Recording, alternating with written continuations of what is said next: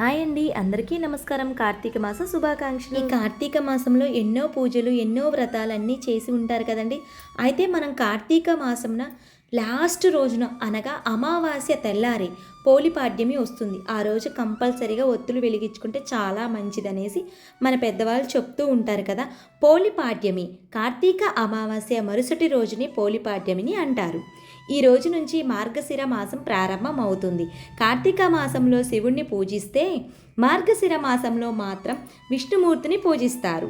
అంతేకాకుండా పోలిపాడ్యమి రోజున మహిళలు, యువతులు అరటి డొప్పల్లో దీపాలు వెలిగించి నదులు, నీటి కొనలు, చెరువుల్లో పసుపు కుంకుమలతో కలిపి వదులుతారు. ఈ నైవేద్యంలో పోలిపాడ్యమి విశిష్టత, పోలి స్వర్గం కథ తెలుసుకుందామా మరి?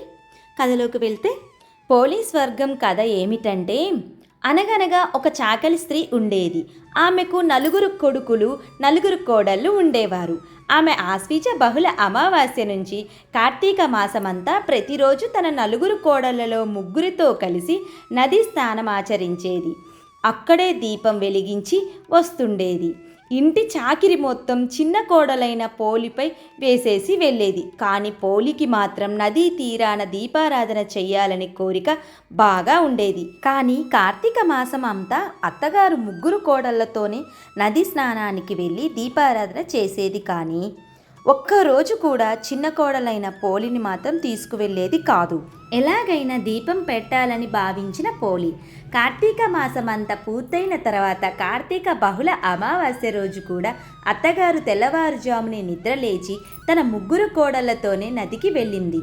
చిన్న కోడలు పోలి మాత్రం ఎలాగైనా ఈరోజు దీపం పెడతాను అని అనుకుని చల్ల చిలికిన కవ్వానికి అంటుకొని ఉన్న వెన్నను తీసుకొని పెరటిలో ఉండే పత్తి చెట్టు కింద రాలిపడిన పత్తి కాడను తీసి ఒత్తిగా చేసి పెరటిలోనే ఉన్న బావి వద్ద స్నానం చేసి వెన్న ఒత్తితో కలిపి దీపం వెలిగించి ఆ దీపం అత్తగారు చూడకుండా దాని మీద ఒక గంప లాంటిది మూత పెట్టింది. అలా బొందితోనే స్వర్గానికి వెళ్ళిన పోలి అంతలోనే పైనుంచి తేజోవంతమైన కాంతి వంటి దివ్యమైన దేవతా విమానం పోలి ఇంటి ముందుకు వచ్చింది.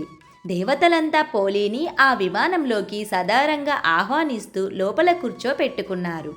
అయితే ఆ దివ్య విమానం తమ కోసమే వచ్చింది అనుకొని భ్రమిస్తూ మురిసిపోతున్న అత్తగారి ఆశలన్నీ అడియాసలయ్యాయి. అయితే పోలితో పాటు తమ కూడా ఎలాగైనా స్వర్గానికి వెళ్ళాలనుకుని పోలి కాళ్ళు పట్టుకొని వేలాడే ప్రయత్నం చేసినా ఇసుకంతైనా ప్రయోజనం లేకుండా పోయింది. చిన్న కోడల్ని దీపం పెట్టనీయకుండా దుర్బుద్ధితో ఆటంకాలు కల్పించినా అంచలంచలమైన భక్తితో వాటన్నిటిని అధిగమించిన పోలి భక్తి శ్రద్ధలకు పరాందముడు ఎంతగానో పరవశించాడని, అందుకే పోలిని తీసుకురమ్మంటూ పుష్పక విమానం పంపించాడని అత్త 3 కోడళ్లకు వివరించిన దేవతలు పుష్పక విమానాన్ని పట్టుకు వేలాడుతున్న వారిని తోసివేశారంట. అప్పటి నుంచి మహిళలంతా పోలిని తలుచుకుంటూ కార్తీక అమావాస్య మరుసటి రోజు తెల్లవారుజామున అరటి దొప్పల్లో ఒత్తులను వెలిగించి నీటిలో వదులుతారు. కార్తీక మాసంలో ఒక్కరోజు కూడా దీపాన్ని వెలిగించకపోయినా కనీసం పోలి పాడ్యమి రోజు 33 ఒత్తులను వెలిగించి నీటిలో వదిలితే కార్తీక మాసమంతా దీపారాధన చేసిన పుణ్యం కలుగుతుందనేసి కార్తీక పురాణం చెబుతుంది. 33 ఒత్తులు ఎందుకు వెలిగిస్తాము?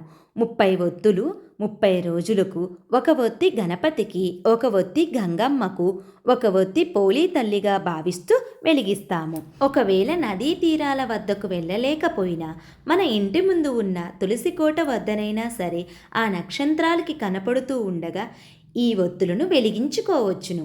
ఇలా దీపాలు వెలిగించి పోలి కథను విన్నా సరే, చదువుకున్నా సరే ఆ అక్షంతను తల మీద వేసుకొని నమస్కరించుకోవాలి. చాలా మంచి జరుగుతుందనేసి కార్తీక పురాణం చెబుతుంది. దీన్ని బట్టి మనం గ్రహించవలసినది ఏమిటంటే, దుర్బుద్ధి వీడి నిష్కలమైన మనసుతో ఏ పని చేసినా దానిని పరమాత్మ స్వీకరిస్తాడని తెలుసుకోవాలి.